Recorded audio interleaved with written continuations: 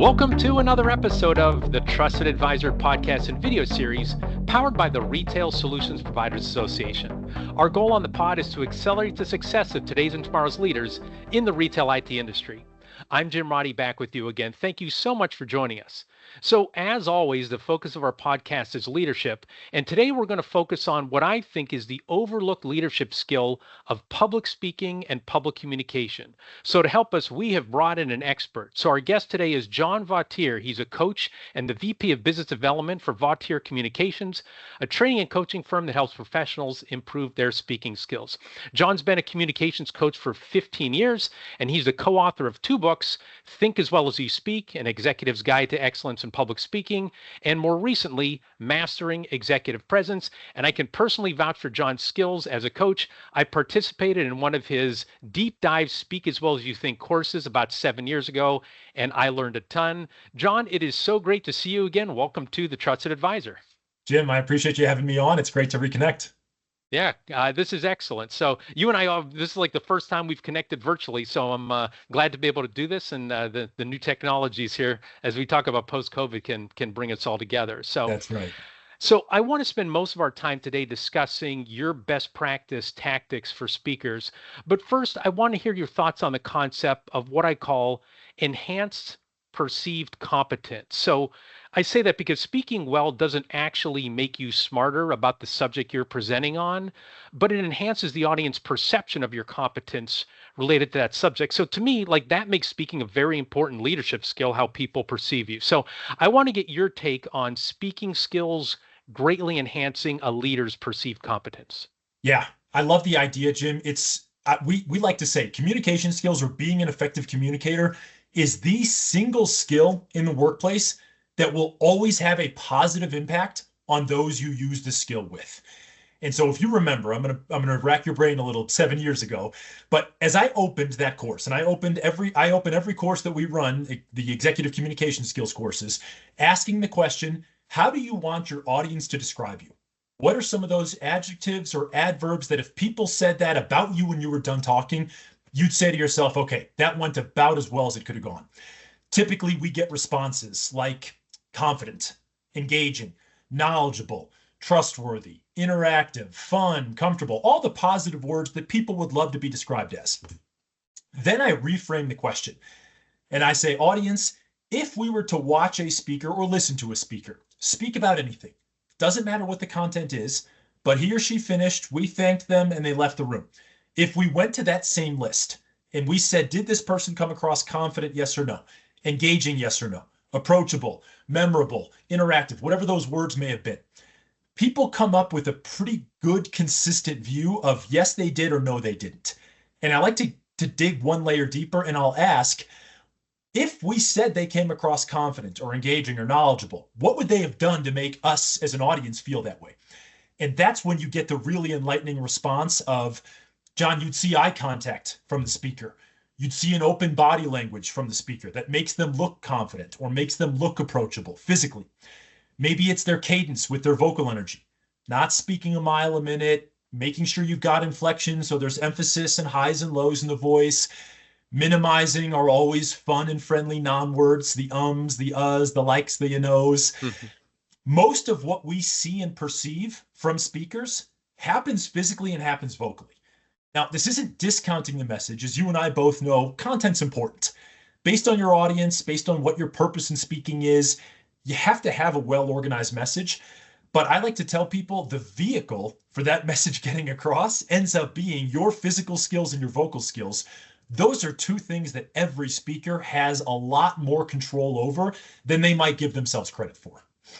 Got it. So you don't have to be like the smartest person, and that's what you study up on. It's those other things that go into it. It's funny as you're bringing this up. I just had a conversation yesterday with a group that's talking about who should lead this next thing. I won't get into all the details. And when they were talking about the different options, they talked about he or she is well spoken, right? In terms of the way that they communicate, like that was the first thing. And I guess, can you talk about, like, that's the memorable thing that people are left with? It's some of the content, but it's a lot of the competence, or the perceived competence or the confidence of the speaker.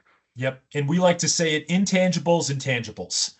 So intangibles would be being described with well-spoken, polished, confident, approachable, engaging, knowledgeable. All those would be intangible words. If I told you, Jim, I'd love for you to turn up your confidence, you would say to me, John, I would love to do just that. I don't exactly know what to do to make that happen. The tangible skills are what we coach and introduce. And that's going to be your eye contact, your presence in front of an audience, how you make people feel around you in the room. Are you listening well? Are you approachable in terms of body language and positioning? Do you move stage well if you're in more of a stage presence setting? And it's all of those things that, again, speakers have control over, but little tiny adjustments or iterations in those skills end up having such a profound impact on how an audience perceives or receives you.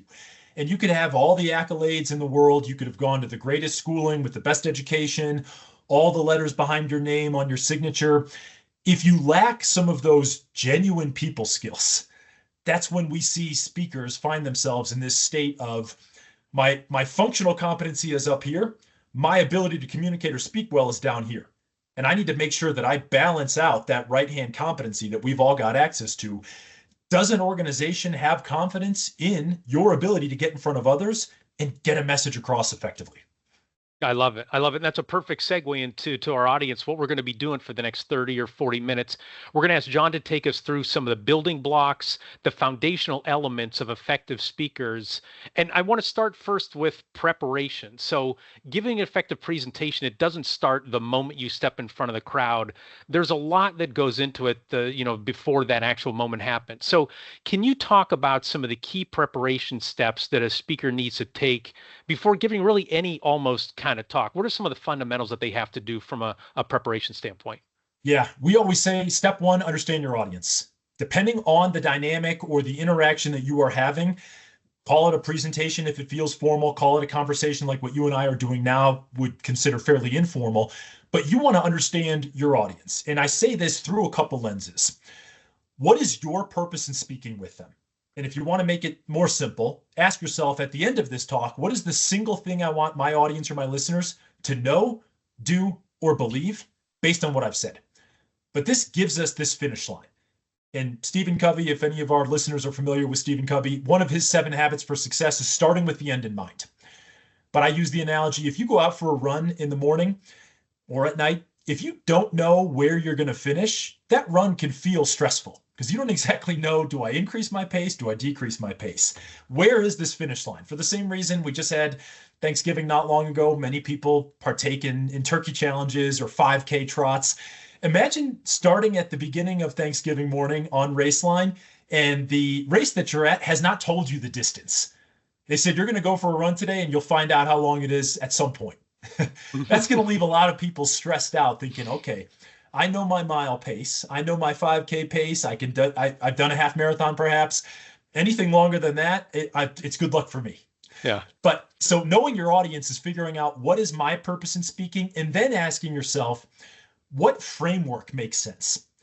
At Vautier, we're huge fans of frameworks. And I say framework loosely. I want our listeners to look at it through the lens of a recipe. If you've got a framework that you can drop content into, where we see a lot of speakers struggle is they've got so much information up here that they might be well versed in. It's getting it from here out of the mouth that becomes the challenge. And I hear people say, John, I tend to ramble a lot, or my message goes in 100 different directions. Typically, that's a product of not having a format, a framework, a structure. If you've got the purpose of speaking to update, inform, or educate, you might use one framework. If your purpose in speaking on a given day is to recommend something, propose something, maybe influence decision-making in some way, or persuade an audience to do something, you might want to use a different framework. The way you structure that message is going to be a little different. But what you're doing is you're trying to find out your audience and then meet your audience where they are. And this allows you to use common language so that you're not speaking a language to your audience that they say, John, I don't know these acronyms. I don't live in that technical world. So the technical language you're using right now makes zero sense to me. That's where we'll see a lot of disconnect in the speaker's ability to resonate or connect with his or her audience. Got it. I love it. And two things that I'll add to that. One is I won't name names, but as far as from a target audience standpoint, RSPA hired a keynote speaker, a very well-known person. We emphasized our audience are technology solution providers to restaurants, retailers, and grocers, right? It's not the merchant itself as these technology solution providers. He gets out there and starts talking about like everyone's a restaurateur out there. And I remember hearing it being like, no, no, no, no, no. And I thought maybe he just slipped, but he kept it the whole way through. And a lot of people are like, how was that person? He was great. I mean, he didn't know who we were, but he was great, Yeah. otherwise, and he kind of missed it. And the thing I'll confess to is I remember the coaching that I got from you. I had so much information on the document that you said, hey, you have way too much there. The audience doesn't need to know everything that's in your head. Yeah. Just give them the highlights, right? The audience doesn't need every detail. So that seems to be, maybe that was just a me thing, but that sounds No, like it's a little more universal. it's accurate. And I tell people when you're building a message, try to build it through the lens of what would be considered need to know for the audience, what would be considered nice to know for the audience. And right away, anything nice to know, move off to the side. This way you can add it if you feel like it's adding value. But Jim, you're aware we live in a world today that is so focused on more being better. Yeah. Yeah. And I tell people a longer movie isn't a better movie, it's a longer movie. A longer book may not be a better book, it's a longer book. A longer talk isn't always a better talk. Yes. And so there's this idea of, I use the phrasing, as much as necessary, as little as possible. I'll Yes. say it once more for our listeners, as much as necessary, as little as possible. But it's balancing this fine line of, have I given the audience what they need and stopped there, versus deciding, let me add more because I feel like more is going to be better every time. And in some Yes. cases, it's going to work against the speaker. Yeah, I'm trying to think who said, I'm sorry, it was about writing, but I'm sorry my letter is so long, I didn't have time to write a shorter one, Yeah. right? If Because I you had want more to time, I condense would it. have written a shorter letter. Yep. Yes, yes. I can't remember who that was, Mark Twain or somebody like that. But Yeah. well, and so I guess Twain is in my head because my next question to you is about calming nerves. So that's another big obstacle that folks have to overcome. And when I moderate panels, I tell folks, especially when they're first time, when they're presenting, how you doing, how you feeling? And a lot of people say, man, I'm really nervous. And I always say, there's a Mark Twain quote, there are two types of speakers, nervous and damn liars. So if you're Yep. nervous, right, you're fine. You're with everybody else. So what actions do you recommend that speakers take? Because I remember you specifically talking about this when you had the coaching sessions. What actions can folks take that will calm their nerves before they begin a presentation and get up in front of that group? Practice, practice and rehearsal. We call our managing nervousness practice to overcome nervousness. And we use that phrasing on purpose because we get people, Jim, often who say, John, can you help me get rid of my nerves? No, I can't. And I don't know as if I would advise it anyways. I think having nervousness is a good thing. I get in front of big groups or groups I've not worked with before or bigger audiences at conference settings, and I still have nervousness in 15 years doing this. Hmm. I like that because it makes me feel like I've got one, some skin in the game, and two, it elevates the rest of my skills. If you've got a little nervous adrenaline, that means you got some energy. And there's a good opportunity there to move or channel some of that nervous energy into what I call productive energy. Let the voice jump out so that you've got great vocal presence. Many people aren't aware vocal skills drive physical skills. So those listeners or those viewers on the pod today who are listening and watching, if you're not sure what to do with your hands, there's that great scene from Talladega Nights and Ricky Bobby's character. He's giving that interview and his hands keep coming in front of his face. I still say the number one question I get from people we work with is, John, what do I do with these things hanging off my arms? In a perfect world, your vocal skills are having your hands have a mind of their own. They'll do what they want when they want to, but it's not performative. It's not acting class. That shouldn't feel like theater. Your hands should do what they want when they want to. 9 times out of 10, they're doing something when the mouth is moving. When vocal energy is getting used, physical skills get used alongside of it. But I really think, Jim, practice and rehearsal is key because if you really think about it, nervousness tends to exist around thinking about the future. We can't control the future. We can manage things that happen in the future based on being present and in the moment. But there's this quote that I love, be where your feet are. As much as we get in front of audiences and we'd love to get to the end of that talk and say, okay, whew, sigh of relief, I'm done. We have to get through the talk. There's no jumping steps. There's no fast forwarding in real life. You got to go through the motions and through the movements. You will feel far more at ease if you've practiced the way you're going to play.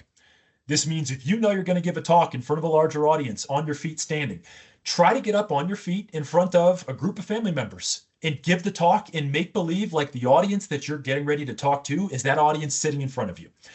But for the same way that professional golfers and professional basketball players don't practice shooting golf shots with no club and no ball, or shooting free throws with no ball and no hoop, speakers, I hear frequently people say, John, I rehearsed that content in my head 100 times and the talk didn't go well. How'd you deliver it? If it was delivered out loud to an audience, then it wasn't delivered in your head. And so you saying it in your own mind, you're going to be right 100% of the time. Mm-hmm. But say it in the shower, say it on the drive to work in the car, say it to nobody, say it to your kids, say it to your dog. Get that content said out loud. You'll start to make it that much more fluid and natural. And that helps a lot of that nervous adrenaline that we know dissipates within 30 to 45, 30 to 90 seconds. Using another running analogy, the hardest part of a run for most people is just getting started. Mm-hmm. It's that first minute or two of running where you feel like, okay, I'm breathing through my eyeballs. I have no rhythm yet. My cadence is all crazy. Speaking isn't a great deal different. Once you get past that choppy water, if you will, you get into what people would identify as smooth sailing. And typically that's the first 30 or 45 seconds of your talk. Adrenaline is played out. You as the speaker realize, all right, I haven't passed out. I haven't gotten sick on the front row of my audience. I'm good to go. And then they hit their stride. Absolutely. So I had 2 points on that. One is first, you're the first person to make a Talladega Nights reference on the Trusted Advisor. So thank you for that. It's about time. The second is one thing that I've learned, and I want to get your take on this, is there's practicing all that you do in advance, but then there's also wherever you're going to speak, if you can get up on stage or just in the room or whatever, and just stand there and look at the room, because it has always freaked me out. Once I get up there, I'm like, oh, here are the lights, and here's this, and it's a different angle, and where's whatever. And then I don't know if I shared with you, I actually got to do a paid speaking gig at some point. And so I was up there hanging out on the stage. There was another guy who was getting paid more than me, I'm sure, to do his speaking gig. He was also there just hanging out on stage doing the same thing. I'm like, oh, this kind of validates me. But I wanted to get your take on that, to be able to, even if it's just 30 seconds or a minute, just to stand up there. And so by the time you take the stage or the front of the room, you're not like, whoa, I've never been up here before. It's way more comfortable for you. Yep. So I wanted to get your take on that tactic. Yeah, something we advise for sure. So anytime people are getting ready to go and give a talk at a conference, in some cases, conferences change sites, right? You got conferences in Miami, then in Vegas, then in Phoenix, all the big cities, of course. But not every conference is laid out identical.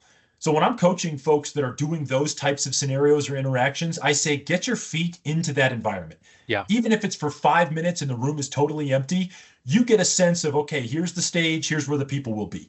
I like what you said about the lights. But going a step further, if you've got access, and maybe you're going to be a little bit of a pain to the audiovisual folks, but they'll appreciate it in the long run.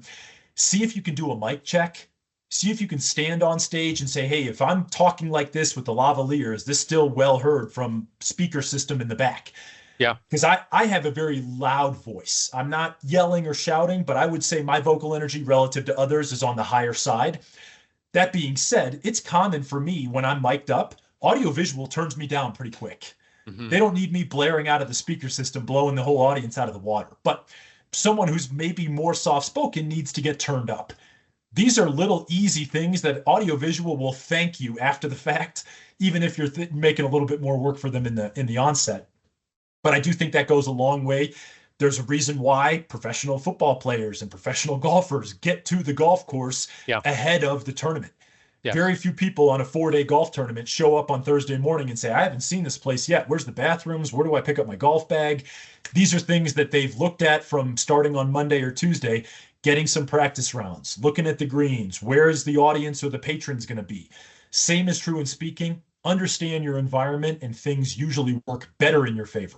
Yeah, and I like that. Earn your confidence. You can't just psych yourself up. If you go through these paces, you deserve to be confident given the presentation. So, all right, now I'm going to quote you back to you. I'm going to do that a few times during this podcast. So in your book, Speak as Well as You Think. So one of the things you write is you said 95% of all speakers need to project more energy. So can you talk about what are some tactics you suggest to help speakers project more energy, whether it's on stage or just in front of a group?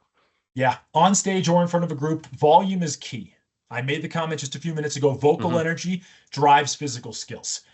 How does volume work or impact? I like to recommend when you first begin to speak, pick someone in the back of that room to target first. Give your first thought or two to the people furthest away from you in proximity. And it's no offense to the people sitting front row or sitting closest, but you know you're most nervous at the beginning.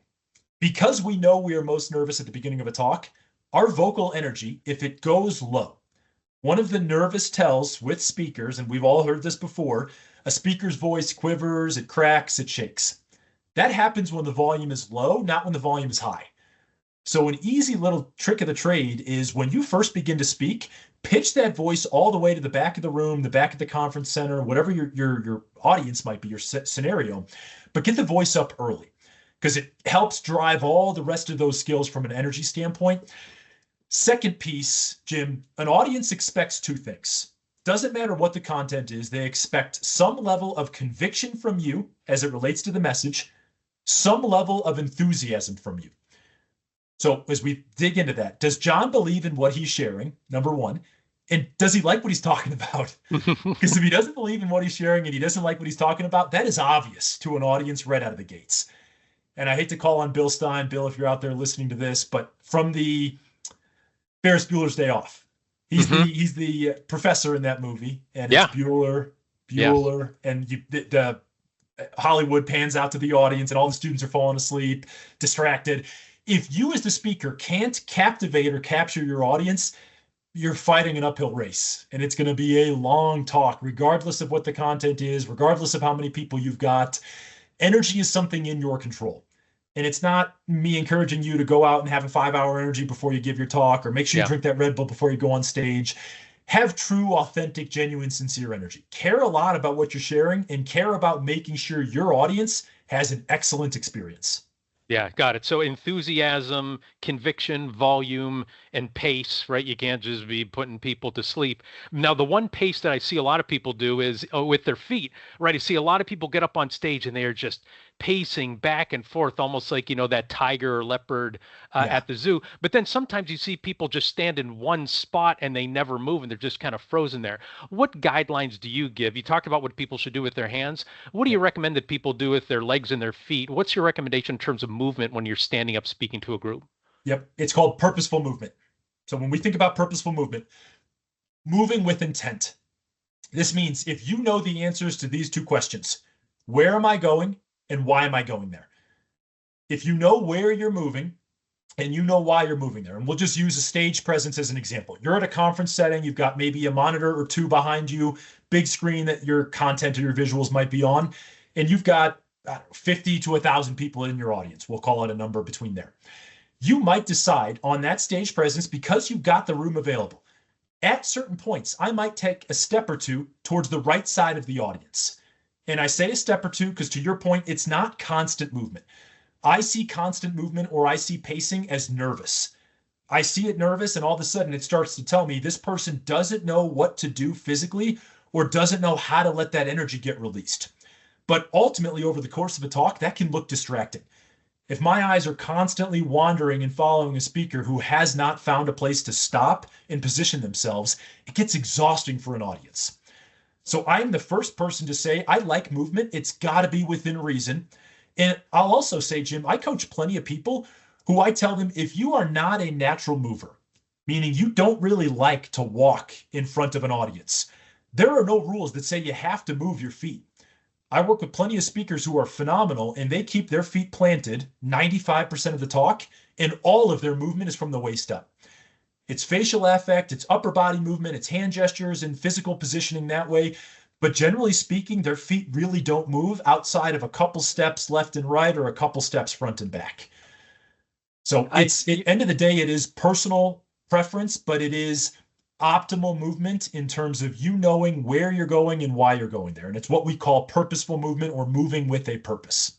Since we're referencing movies, it makes me think of the movie Hitch. Will Smith and Kevin James, and Kevin James tries to do this dance, and Will Smith is like, no, just stay in here, right? Like, stay just in your move lane. a little bit, right? Move a little bit back and forth. So my daughter, she's now 19 years old. She's been given presentations in school. So when she does one, she bring into a room and let me do this. She would do the rocking back and forth. And so we would always start off by saying, set your feet first, all right, now and let's get going from there. And it's amazing how she would then start swaying, but once she got mindful of it, huge improvement. It became, to your point, the feet can be super distracting. Like it might feel good for you to be moving back and forth, but for the audience, they don't want to watch a tennis match and go back No, and forth. They want, yeah, as you said, purposeful movement. yeah, you don't want people having to take a motion sickness pill prior to coming to your talk because of how much you're moving. And another thing on this, Jim, just it caught my attention here. If you've got some of that side to side movement or front to back or knee bouncing or toe tapping, any of the listeners out there that would resonate with any of those, pay attention to the hands. More times than not, if the hands are clasped together in front of you, or they're jammed in your pockets, or they're down in front of you, but again, together, that's blocking energy. What I see when I coach, and I've seen this now for going on 15 years, speakers that don't use their hands often will have a lot of movement below the waist. As soon as you allow those hands to work from your sides, it's what we call the neutral position, but it's just hands draped down to your sides, and then you let them do what they want. Right hand does what it wants to the right, left hand does what it wants to the left, but they can move together or they can move independent. Soon as that energy gets rerouted up and out, the lower half stops doing whatever it may have been doing, the swaying, the shifting, the bouncing, the toe tapping. It's just a reversal of energy. Energy only goes two places. It goes up and out or it goes down and out. But I always smile when the people who I work with tell me, John, I'll just let that nervous energy go away. You will be waiting an eternity because it will not just disappear on its own. It's got to go somewhere. You are in control of where it goes. Yeah. I always encourage people, let that energy go out from the waist up. That's going to be through our vocal skills and then through hand gestures, body language, waist up. Yeah, that's a really good call. And that's one thing I remember about your course. It wasn't just here's the speaking thing. It's here's these physical things will actually significantly impact. I do also have to mention, I feel like I have to catch up and share some of my speaking stories with you. You mentioned about motion sickness. I actually was part of a panel one time on a cruise ship on stage, and the person next to me said, they were fellow panelists, they're like, man, I get really seasick. Like I am ready to just throw up at any time. And as we're doing the panel, we hit some big waves. You can feel it going up and down. And I'm thinking, is she going to turn and just hurl on me? So it was entertaining. So don't create your own motion sickness. Let the boat do it for you. That's right. If you're on a ship, that's the only setting where it might be allowed. All right. So another thing that you write, so this is back in your book, Speak as Well as You Think. And I also remember this from your class as well.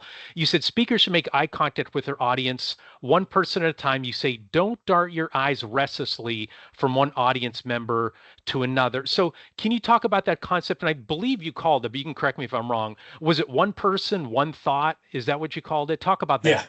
Yeah. Yep. One thought, one person. So very close. There you go. All right. All right. But it's the opposite of scanning. And for the listeners listening to this, scanning is when the eyes just move randomly around the room, person to person, place to place. For those watching this live, look at what my eyes are doing right now in the camera. It's what I call fire hosing the audience. Okay. And I hear people's intent is accurate. They say, John, I want to make sure I talk to everyone in the audience. Understood completely. But understand this, if you try to talk to everyone, you end up talking to no one. And so the concept that we coach is a concept called focus. It's giving a thought to a person, pausing, finding a new person in the room, giving that person a thought and pausing, finding somebody different. He or she gets a thought or two, and I pause. And I like to use the phrase thought or two because I don't want it to turn into a staring contest. You find Jim in the front row and you're giving Jim one thought, two thoughts, three thoughts, four thoughts. At some point, Jim's going to wonder, do I have something on my face or why is John staring at me? But it slows things down. Scanning typically comes with an increase in pace. As pace increases, the likelihood of ums, ahs, likes, and you knows skyrockets because the brain is scrambling. Brain is trying to figure out, I got a lot of information up here. I got to get out and my eyes are moving a mile a minute. My pace is following. No place for me to take a pause. Those of us listening, notice I've not used very many non-words. That's not by accident. It's me using the same technique that I coach in courses. Use focus. Give yourself permission to pause. And when we do it virtually, it's the same thing. I'm giving a thought or two to the camera lens. I'm pausing. New thought goes back to the camera lens. Jim, it's you and I here. There's not an audience that we're speaking with. So I'm looking at you and you're looking at me, and that's the way this goes. But this concept does wonders for speakers on managing pace and then minimizing or all but eliminating the use of those ums, uhs, likes, those filler words or non-words that we hear often. Excellent. Good point. I'll just say I personally still struggle with this. As many presentations as I give, I get up there, I'm nervous, I start looking around, and I'm just doing it too fast. And that's where, again, in my brain, I've said one person, one thought, but I'm like, wait a second, I at least have to pick some people out of here, some general areas to speak to for an extended period of time instead of, acting like I'm, being evasive with answering a question or something Yeah. like that, because that's the vibe that it gives. So, all Yep. right. So I also want to get your advice for PowerPoint slides. And so I Yeah. know from what you say in one of your books, you say, be simple, feature visuals that reinforce the messages of your arguments, and feature only a few words and statistics. So I'm hoping for our audience who can expand upon that. And I also want to get your take on animation. So like instead of revealing all your text at once when you show a slide, right, here's a header and 4 bullets all at once. So what do you think of presenting the text one line or a couple phrases at a time so it's more digestible and the audience isn't reading ahead, they're reading along with you? I do this just because it drives me crazy when people throw something up on the screen. I'm like, you're saying this, what point do you want me to read upon? I want to get your expert opinion on it versus my amateur loudmouth opinion. Yeah. No, you're accurate on both accounts, Jim. So our coaching is keep your slides lean. A graphic or two, a bullet point, 2, 3 bullet points with a couple of words instead of full sentences in a script. The idea, you want your content, your visuals to come to life, but you're the person that brings them to life as the speaker. So I tell people and coach people, I don't want you building slides that look like written documents. Written documents can be written documents on their own. Those can get filed and saved, and then those can get sent or distributed before or after. But if you're giving a talk and you've got slides that read like a novel, all of a sudden you're battling engagement. Your audience is wondering, do I pay attention to John who's giving this talk, or do I look at his content? But I got a lot of content I've got to try and figure out. That bridges us into the comment you just made about builds. I'm a huge fan of builds. I think it Okay. is speaker dependent, meaning you get to pick and choose which slides have builds. I'm not of the mindset that every slide requires animations to build. I use the builds on purpose when I want to manage my audience's attention. This means if I have 4 quadrants on a slide, 4 different graphics, if you will, if I'm only taking my audience through that top left quadrant, I'm not showing them 2, 3, or 4 just yet. I click on the clicker, I show them whatever I want them to focus on. My talk track supports my visual, which means what they see will be somewhat consistent with what they're hearing from me. It's not apples to apples. I'm not exactly regurgitating what's on the slide, but I'm giving what we call play-by-play in color. Those of us familiar with sports, if you watch the NFL, Joe Buck, Troy Aikman, pick your sports analysts, but they do play-by-play in color. You as the viewer are watching the football game. Joe Buck and Troy Aikman are telling you about the play that's happening. Troy Aikman is the guy that played football, so he's giving you all the X's and Y's on the play itself. Joe Buck is the color commentator that does a great job just speaking to what's happening on the field. Tell me what I'm watching right now so it makes sense. Same concept is true with speakers when they give talks or presentations off of visuals. But I like managing the audience's attention so my listeners aren't looking down at quadrant number 4 when I'm up talking about something on quadrant number 1. The animations I like, Jim, are just up here. It's the default option within PowerPoint, Yeah. but it's not spinning, it's not dancing, it's not twirling. The Back bouncing. to back to my seasick comment. The last thing you want is your animations to your content becoming a distraction to you, the speaker. Yes, exactly right. Yeah, there's a peer and there's fade, like maybe fade is just showing up Yep. like that. But yeah, the spinning and all that stuff. So Yeah, a lot of um, bells and whistles PowerPoint offers, which may be a time and a place in certain cases. In most, your audience will appreciate something that's very crisp and professional and doesn't have them feeling like, your 8th grader got a hold of your PowerPoint and said, "Oh man, you're gonna love all these different things I did to it." and but back to your point, like tying a few things together, when you present this to an audience, right, and they can give you feedback right there, it's great for them to say, hey, wait a second, where am I supposed to be following? Like you're talking about this, I see this on the screen. What do you want me to do? That could be a good cue to the speaker that maybe I'm presenting too much at this point. Yeah, it offers you to do what we call pulse checks. And the pulse checks are those little check-ins with your audience, maybe at the end of slides, maybe at the end of certain sections within your content where you stop and you say, audience, I just went through quite a bit. What questions do you have for me before I move on? and you frame it open-ended, but that allows for a little bit more dialogue and engagement to exist if and when audience members may have questions based on things you just took them through. Great, excellent. So we're going to pause quickly to let our listeners and viewers know about the Retail Solutions Providers Association. The RSPA is North America's largest community of retail technology VARs, software providers, vendors, and distributors. To accelerate your success through an RSPA membership, email membership@gorspa.org. Also, we want to say thanks to our sponsors who support the RSPA community and make this podcast and video series possible. Our platinum sponsors, Blue Star. Our gold sponsors are CoCard, Epson, Heartland, and ScanSource. And John, I want to give a chance. We're not done yet. I still have a few more questions for you, but share with our audience what's the best way for them to contact you if they want to utilize your services. Yeah, most active on LinkedIn or email. So LinkedIn, just find me, John Vautier. My dad is also John Vautier. He's the much older version of what you'll see in two pictures. And then email is John J. So JOHNJ at VautierCommunications.com. VAUTIER communications with an S.com. Excellent.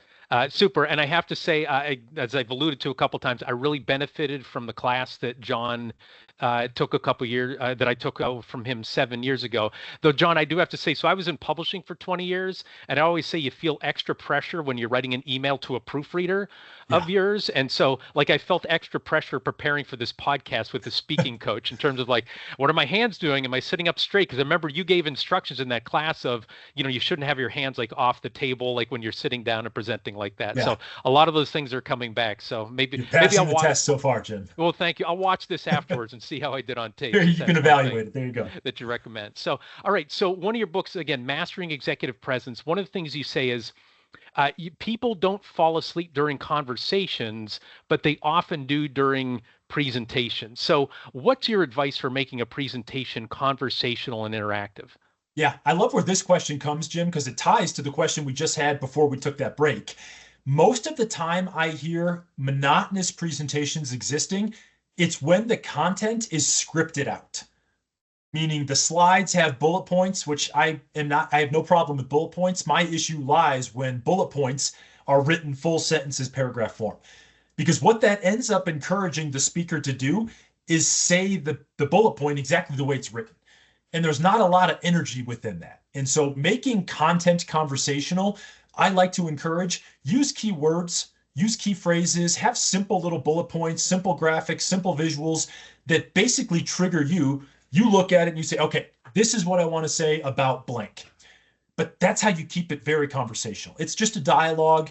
There's no need for the script. I'm not wild about memorization because if we think about from listeners out there who have heard speakers who have been memorized, as an audience, we can tell pretty quickly when someone's memorized something. There's just a cadence that makes it sound memorized. And typically, when I hear someone who's memorized his or her content, it doesn't sound authentic. It doesn't sound genuine. It lacks sincerity. I would rather you be able to reference your content and just have a genuine conversation with me. This idea of being perfect, I think, is unrealistic. And I make sure we make this clear in all of our coaching courses.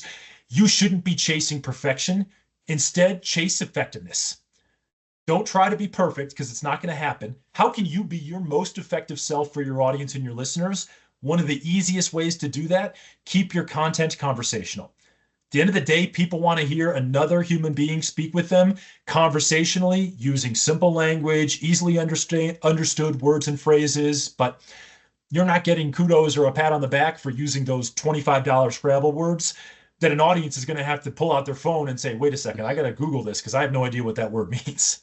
Yeah, so I guess there's a fine line between practicing, but then you can be too polished where it comes off as insincere. And again, this is another thing I remember you taught me where I'm a writer by trade, so I would write everything out and it'd be hard for me to reference it. I tried to cram it all in. So now what I do is I essentially write it out and then I just pick out the bullet words and phrases and then I go and refer to that. And I can't read anything to anybody because it's not there in front of me as a crutch. That kind of what it sounds like you're talking about. Somebody shouldn't come out there with like a 15-page presentation that they're flipping through and reading through. That's a whole different skill to do. Just have those notes and bullets, and then it'll remind you and speak as best as you can with that. Am I understanding that correctly? Correct. Spot on, Jim. And even in speech writing, I've done this Not often, but occasionally I'll write speeches. Not something I love to do because, again, I'd rather the speech be delivered genuinely from the person giving it versus John Vautier wrote this for me and I'm going to stand up on a podium and say it. Yeah. But when I do the speech writing, I bracket it out. So it's not just one continuous flow of content like you would read in a James Patterson novel. Instead, it's bracketed, it's short, but this way the speaker knows this thought is a thought. This goes to a person. Pause, new thought, new person. But it's got those natural breaks that exist within normal conversations. We know most conversations have ebbs and flows and have pauses that just naturally occur within. That's what makes it easy. That's why people say, oh, conversations are comfortable. Presentations aren't that much different. It's just a conversation in front of maybe a lot more people, or in a scenario that you feel like, all right, this is more high stakes than what I'd have Jim and I sitting together at a bar, sitting together for coffee. Yeah, that's my snotty response when people say, like, I'm nervous about speaking. I'm like, how long have you been talking for? Well, my entire life. Well, yeah, okay, like let's Yeah, just just translate do that that. into right, just do that thing. But people feel like they have to be a totally different person. And as you've been talking about, there are different skills and presentations and tactics, but it still comes down to somebody who is relatable as Yeah. opposed to polished, and then they end up looking like a phony politician, or like I said, they're just reading a script. So all right, I have a couple other questions I want to get to. So we've talked throughout this about preparing for a speech. And so I understand that your philosophy is the best preparation includes giving at least portions of the speech, videotaping it, like you said, having an audience also as well, but videotaping it, watching it, making adjustments, and then going back and doing some portions of that again. So I'm sure there are a lot of listeners and viewers, because we know they're human beings, right? They're wincing at the prospect of watching themselves speak. But why do you, that's one thing I remember in your class that really made people go, oh my gosh, I have to watch myself. Why do you videotape everyone you coach? Why do you recommend that people do that? Yeah, video doesn't lie, Jim. So anything that we think about an audience is going to get from us, we can go through the process of video recording bits and pieces of content. It doesn't have to be the entirety of the talk, but pick and choose. You figure, okay, I'm most nervous when I first begin. Let me make sure I'm well rehearsed at the beginning of my talk. I know what I want to say. I know how I Yes. want to say it. Let me get it on video and then let me watch it back. And that's the part that most people cringe with. They think, oh, John, I don't like the way I look and sound on video. Fair. Most people don't. But everything the audience gets, they get at face value, which means everything that you're doing physically and vocally on camera is likely what your audience is going to get day of. Of course, changes here and there. Yes, maybe you're not wearing the same shirt, maybe whatever the changes are. But get yourself on video. And I almost like recommending, Jim, 3 levels of review. Okay. If you get yourself on video, level 1 of review, just watch. Turn the audio off. Just watch what you're doing physically. You won't hear anything, and that's okay, but watch what you're doing physically. Watch what you're going to look like in front of the audience. Level 2, listen. This means play the video, but don't watch the video. Play the audio, turn your head, close your eyes, flip the phone over, whatever you got to do. Just listen to the words. How are you saying what you're saying? What's your volume level sound like? What's your pace sound like? Where are non-words existing? Are you emphasizing the appropriate keywords and key phrases based on what your audience needs to take away? Level 3, if you have a transcription device, something that can transcribe what you said on video. And I'm going to give a shout out to one of our partners that we started working with at the beginning of this year, Yoodli, Yoodli. It's an AI speech coach that we think is fantastic. Any of you familiar with Grammarly for writing? Yoodli is Grammarly for speaking. Interesting. But Yoodli will transcribe the content. Then you look at the content and you say, based on what I'm seeing, this transcription, does my message make sense? You know your message better than anyone else will. So really take a look at it and say, am I saying the things that I feel are most value add for my audience? Am I saying them simply? And are there areas where I'm looking at some of the transcription and I'm saying, this is fluff. This doesn't need to be there. It's more for the sake of being more, and it's not more because it's better. Then I remove it and then I go back and rehearse again. But as often as you can, any of us that are thinking, okay, John, I don't have the time to put myself in front of Teams or on Zoom. We all have a smartphone these days. I'm certain of it. We all have a camera on that smartphone with a video recording opportunity. It's really low-hanging fruit that has a massive impact on performance based on what we end up reviewing and then how we make those changes. But end of the day, it's data. It's data that we're able to take in and decide, what do I want to do with this based on what my outcomes or expectations might be.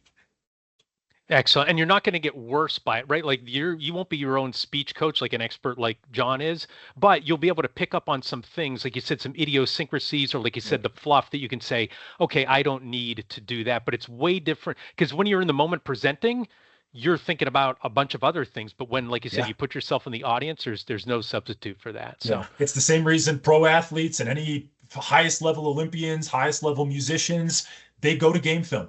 They watch what they did. Even if it's uncomfortable, it's awkward, it feels weird. There's so much value in doing that process. it works. It works. It's uncomfortable, right? But that's pushing yourself outside your Yep. comfort zone, your courage Yep. zone. So John, we've covered a ton during our conversation today. What haven't we discussed that you want to mention? Again, I know there's more and more that we can talk about, but can you talk about what's some top advice that you would give to our audience to, again, to help them become better speakers, better communicators, and ultimately better leaders? Yeah. Two come to mind, Jim. Number one, start to look at communication as an ever used skill. This means don't look at presentations like, okay, I'm only going to practice when I have to give a presentation. Communication skills are what I call human skills. This means there is no reason why we shouldn't be mindful of a lot of the tactics that I've talked about today on the pod in everyday life, in social settings with your spouse, in personal life with your kids, outside of the workplace. But if you can chase repetitions and be mindful of the skills, it's a constant opportunity for you to actively and passively practice. So that would be one thing. The second, get out of your own way. I know for a lot of us, we are always going to be our own worst critics. We've got that little voice in our head that says we're not good enough, this concept of imposter syndrome that exists for all of us. Everybody is a beginner at something. And so give yourself grace, give yourself space. If you're just beginning on a speaking journey, do it frequently and don't think that waiting and waiting and waiting is going to make it better. Waiting is only going to make it longer for you to have to pass this over and make sure you get out of your comfort zone. But if you can start to use the skills in any scenario that might be easy for you, you'll be able to start using them effectively. And the more active practice you get, the more you move these skills into what we call a state of unconscious competence.